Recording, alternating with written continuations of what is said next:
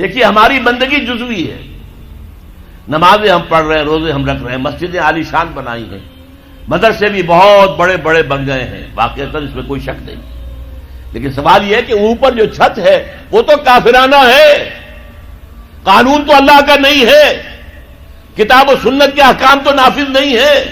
ہاں نماز ہے، روزہ ہے، حج ہے، زکوٰۃ ہے، تو نماز اور روزہ تو ہندوستان میں بھی ہو رہا ہے، وہ تو چند ایک مسجدیں ہیں جنہیں وہ تاریخی اعتبار سے کہتے ہیں کہ یہ ہمارے مندر ہوتے تھے جنہیں مسجد بنایا گیا، ورنہ وہاں پر ہزاروں لاکھوں مسجدیں ہیں، آباد ہیں، لوگ نمازیں پڑھتے ہیں، کوئی روکتا ہے انہیں؟ ہم نے یہ ملک بنایا تھا کہ یہاں اسلام کا نظام قائم کریں گے۔ نماز تو آپ امریکہ میں جا کر پڑھیے، امریکہ کو کوئی اعتراض ہی نہیں۔ You have come here, you have purchase synagogues and churches and you have turned them into mosques۔ ہم نے کوئی اعتراض نہیں کیا، تم نے چرچ خریدے، تم نے synagogues خرید لیے جو یہودیوں کی عبادت گاہیں ہوتی ہیں، اور انہیں مسجد بنا لیا، ہم نے کوئی اعتراض نہیں کیا، we never objected۔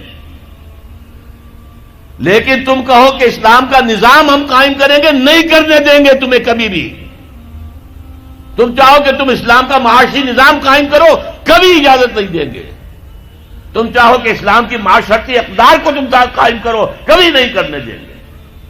یہ ہے اس وقت جو ہمارے ساتھ پیش آ رہا ہے معاملہ، پورا مغرب اس پر اڑا ہوا ہے، اسلامی نظام کہیں نہیں آنے دیں گے۔ ہاں نمازیں پڑھو، ہمیں کوئی اعتراض نہیں، روزے رکھو، تم روزے 30 کی بجائے 100 رکھو، ہمارا کیا لیتے ہو؟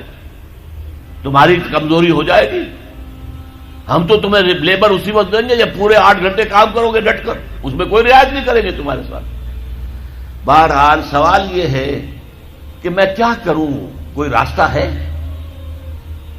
دیکھیے کنویں میں، اب آج کل تو وہ کنویں اس طرح کے ہیں نہیں، دیہات میں تو ہے، کنویں میں کتا گر گیا، بلی گر گئی، مردار ہے کنویں کے اندر، کنویں کا پانی حرام ہو گیا، نجس ہو گیا، لیکن آخر کو راستہ تو ہے نا بھائی، اتنا پہلے تو اس کتے کو یا اس بلی کی لاش کو نکال کے باہر پھینکو، اور پھر اتنے ڈول اور نکال کر باہر پھینک دو، پھر وہ پانی صاف ہے۔ اس کا کیا نام ہے؟ کفارہ۔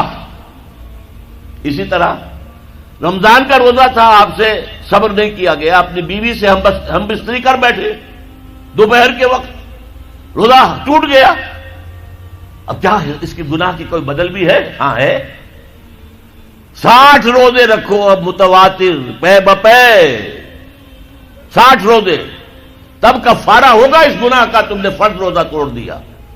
ہاں اگر نفلی روزہ تھا تو توڑ دیا تو صرف اس کی قضا دینی ہوگی بس، فرض روزہ اسے توڑ دیا ہے تو اس کے لیے تو 2 مہینے کے 60 روزے پے بپے رکھنے پڑے۔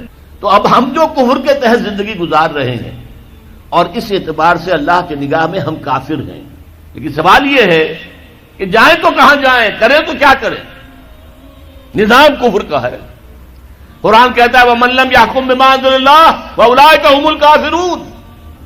جو لوگ قرآن کی، اللہ کی اتاری ہوئی شریعت کے مطابق فیصلے نہیں کرتے، وہی تو کافر ہے۔ کافر کسے کہتے ہیں؟ اقبال نے کہا نا، بتوں سے تجھ کو امیدیں، خدا سے نو امیدی، مجھے بتا تو صحیح اور کافری کیا ہے؟ تمہاری ساری امیدیں امریکہ کے ساتھ وابستہ ہیں، وہ مسئلہ طے کرا دے، وہ یہ کرا دے، وہ کرا دے، وہ معاملہ ہمارا، وہی تو سب سے بڑا چور وہی ہے، سب سے بڑا ڈاکو وہی ہے، سب سے بڑا اسلام کا مخالف وہی ہے، اور اسی کے پاس ہم جاتے ہیں۔ قرآن کا فتویٰ تو یہ کہ تم کافر ہو۔ ہاں انفرادی طور پر تم مسلمان ہو، اجتماعی طور پر قومی سطح پر تم کافر ہو۔ وَمَن لَّمْ يَحْكُم بِمَا أَنزَلَ اللَّهُ فَأُولَٰئِكَ هُمُ الْكَافِرُونَ۔ یہ 7واں رکوع ہے سورہ مائدہ کا، اور پھر فرمایا وَمَن لَّمْ يَحْكُم بِمَا أَنزَلَ اللَّهُ فَأُولَٰئِكَ هُمُ الظَّالِمُونَ۔ جو اللہ کے اتارے ہوئے قانون کے مطابق فیصلے نہیں کرتے وہی تو مشرک ہیں، اللہ کے حکم کو چھوڑ کے کسی اور کے حکم پر فیصلہ کر رہے ہو، اس سے بڑا شرک کیا ہوگا؟ اور تیسری مرتبہ فرمایا وَمَن لَّمْ يَحْكُم بِمَا أَنزَلَ اللَّهُ فَأُولَٰئِكَ هُمُ الْفَاسِقُونَ۔ وہی تو فاسق ہیں، فاجر ہیں، وہی تو سرکش ہیں، وہی تو باغی ہیں، وہی تو غدار ہیں اللہ کے، جو اللہ کی شریعت کے مطابق فیصلے نہیں کرتے۔ اب ان 3 آیتوں کے روح سے سمجھ لیجئے ہم کہاں کھڑے ہیں، کیا کر رہے ہیں۔ دیکھیے میں آپ کو ایک مثال دیتا ہوں، ہماری آبادی کا میں سمجھتا ہوں اکثریت تو وہ ہے جو نماز روزے کی بھی پابند نہیں ہے۔ ان چیزوں کا چرچا شہروں میں زیادہ، دیہات میں بہت کم رہ گیا، بہت کم، بہت کم۔ اور ہماری 70% آبادی دیہات کے اندر ہے۔ اچھا، جو نمازیں پڑھتے روزے رکھتے ہیں، خاص طور پر شہروں کے کاروباری لوگ، وہ بلیک مارکیٹنگ بھی کرتے ہیں، وہ حسابات بھی غلط دیتے ہیں، جھوٹ بولتے ہیں، جھوٹ یا حلف اٹھاتے ہیں کہ یہ حساب ہم حلفیہ میں کہہ رہا ہوں یہ حساب صحیح ہے، جبکہ حساب غلط ہے۔ سودی کاروبار کرتے ہیں، اپنے کاروبار کو بڑھانے کے لیے سود کا قرضہ لیا ہے، سودی قرضہ لیا بینک سے، اپنی بلڈنگ بنانے کے لیے بہت بڑی قرضہ لیا ہے بینک سے، تو ان کی عبادت کیا ہوئی؟ وہ اس آیت کے ذیل میں آ گئے کہ نہیں؟ افتؤمنون ببعض الکتاب وتکفرون ببعض فما جزاء من يفعل ذلك منكم الا خزي في الحياة الدنيا ويوم القيامة يردون الى اشد العذاب وما الله بغافل عما تعملون۔ لیکن میں ان کو بھی چھوڑتا ہوں۔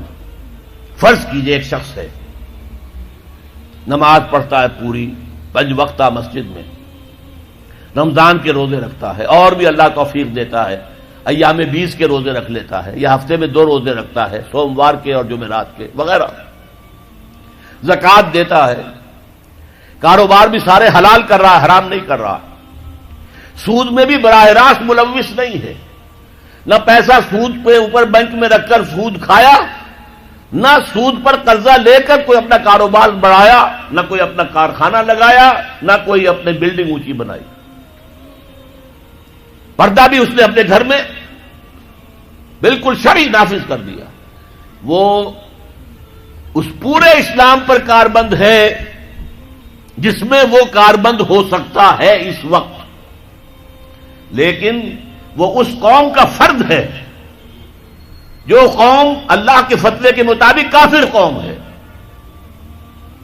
جو اللہ کے فتوے کے مطابق مشرک قوم ہے، جو اللہ کے فیصلے کے مطابق فاسق و فاجر قوم ہے۔ قوم کے فرد تو ہم اسی کے ہیں۔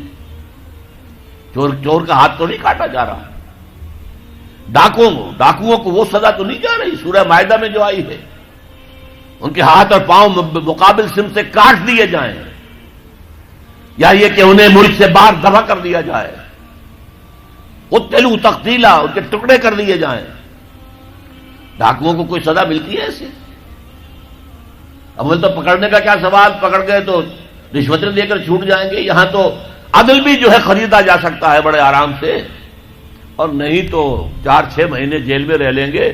وہاں بھی ان کا بڑا راج ہوتا ہے، جو ڈاکو ہوں ان کی تو ہیبت ہوتی ہے، جیل کے صدری خود ان سے ڈرتے ہیں، ساری چیزیں حرام ان کے پاس وہاں بھی پہنچتی ہیں، جیل کے اندر نکل آئیں گے۔ اللہ اللہ خیر صلی اللہ، کہیں شرعی سزا دی گئی کسی ڈاکو کو؟ یہاں ابھی تو یہ بڑی بحثیں چل رہی ہیں، حدود قوانین جو بنائے گئے تھے وہ بڑی جلدی میں بنائے گئے تھے، کچھ خلا اس میں رہ گئے ہیں، لیکن اصل میں جو لوگ شور مچا رہے ہیں وہ ہیں جو کہتے ہیں کہ یہ اسلامی سزائیں وحشیانہ ہیں۔ بے نظیر بھٹو کا کہنا ہے یہ وحشیانہ سزائیں ہیں، اللہ کی دی ہوئی سزائیں وحشیانہ ہیں، معاذ اللہ ثم معاذ اللہ ثم معاذ اللہ، کلمہ کفر ہے۔